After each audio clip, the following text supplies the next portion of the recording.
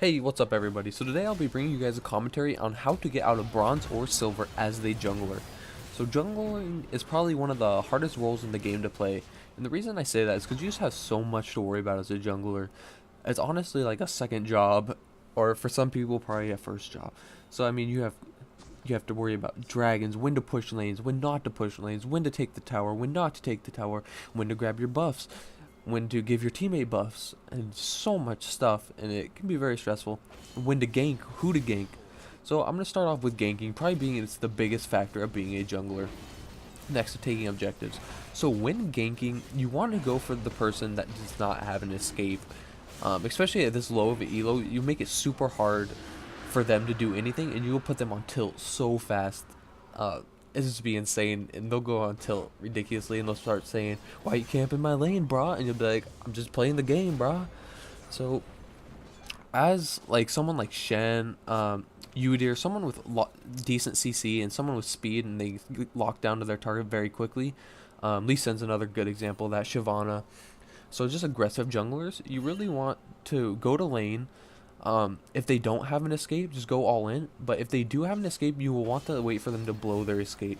So for instance, if I'm ganking someone like a Fizz, I know he's going to backflip almost instantly when I get the lane, especially at a low elo like this. They won't save their escapes. They'll use them almost instantly. So what I'm going to do when I get to that lane is I'm going to walk towards them like I'm going to waste my ability. Like I'm going to use it. And what they're going to do, they're going to backflip almost immediately. So, and then I'm going to E onto my target and most likely be able to pick up a kill. As you can see, just now I picked that kill on Fizz just because I had good map awareness right there and I was able to go onto the Gragas. Unfortunately, I wasn't able to save him in time, but I did get a kill, and as jungler, that's really big. Also, I got the Gragas assist, which is going to help him as well. So, right now, I'm going to talk about when and when not to push up lanes. So, when you gank a lane, so just imagine this in your head. You have two waves going at each other equally, right? So you can either stay in this lane and wait for the laner to get back, and you can last it the minions. And if that wave of minions is out pushing the other one and they're going under the tower, you could start killing them then. Also, if you're planning on taking the tower and you know you're going to be able to get the tower or get a decent amount of damage on the tower, definitely push that lane. See, as you guys are watching, I just picked up an easy double kill. I focused the Blitzcrank first because I knew that Ezreal did her escapes. The Ezreal blew both her escapes, and I killed her too. Easy money. That's all I gotta say. Easy money.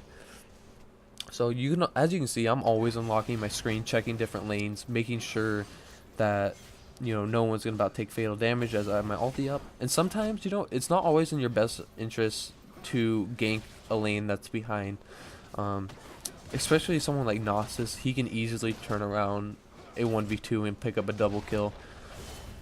If you're really confident in yourself and you think you can win that fight, then I'd do that. But remember, just try to stick to lanes you know you can win and you know you'll get a kill. Otherwise, you're wasting your time and you're wasting your laner's resources. And the next thing is objectives. You really want to be on top of objectives, being that if the other jungler is picking up dragons, then they're going to be losing. Well, you're going to be losing the game. Why? Because they're going to be able to shut out the game a lot faster, because they're going to be able to push towers faster, they're going to do more damage, they're going to have more movement speed. There's just a lot of reasons. See, right now, that was probably a risky dragon, as we knew they were coming back from respawn, and we knew we had just destroyed that Teemo Shroom, but we knew we were stronger than them. So it was we were just trying to bait them out, and once they did start following us, we knew they would keep aggressively following. So I turned around and E'd to both of them, and we ended up picking up another 2-man. And now I see this Pantheon is getting killed, so I instantly ult up to him, where he picks up a kill too, and saving him from taking any more damage or getting dived under the tower and killed. So far this game is looking really good. You won't always have games like this. There's going to be really stressful games where you're from super far behind from the start, and you're trying to pull it forward. And that'll happen. It really sucks. See, as a jungler, make sure you're using your wards. Like just then, I could have blindly just walked in that bush with a Teemo and got chummed the waters, but instead I placed my ward, dodged, chummed the waters, and forwarded in. And the Pantheon had good map awareness right there, and we picked up an extra kill.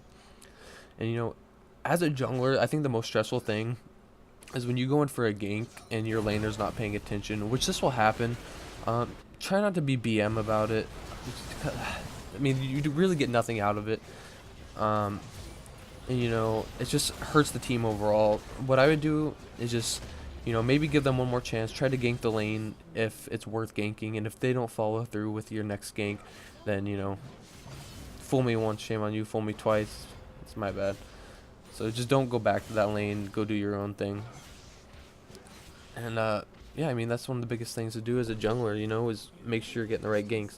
See, right now, you're probably thinking, well, look, he's just pushing up a lane right now, you're not in the jungle at all. Well, I was already bot side counter jungling, and I knew that they were pressing top, and they used all their resources top lane. They have all 5 guys up at top, so they can either keep all 5 guys on top and save that top tower, or they can utilize a few guys and come down to me and then possibly lose 2 towers top. But they ended up losing 2 towers anyways, so I mean, it was just a good split push, and we ended up getting 2 objectives out of it really easily, so it worked out good for us.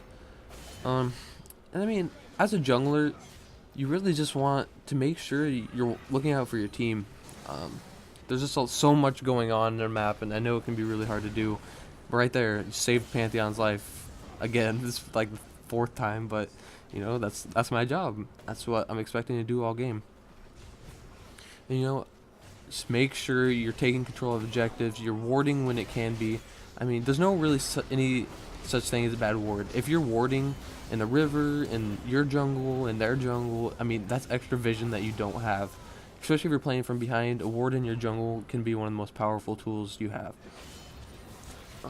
Oh, and there's also this thing about Rift Herald that I feel like a lot of people don't know, probably especially at the lower elos. If you hit Rift Herald from behind when his eye is open, you'll do 15% of his base max health. So that's a lot of damage. And the reason for doing this, I mean, you're probably thinking, wow, I'd kill him no problem anyways, but if you actually think about it, you'll probably spend 30 seconds early game, 30 seconds to probably a minute killing Rift Herald if you guys don't have much damage. And coming in from behind, it'll probably save you 20 to 30 seconds that you can be pushing lanes, ganking, or just clearing CS.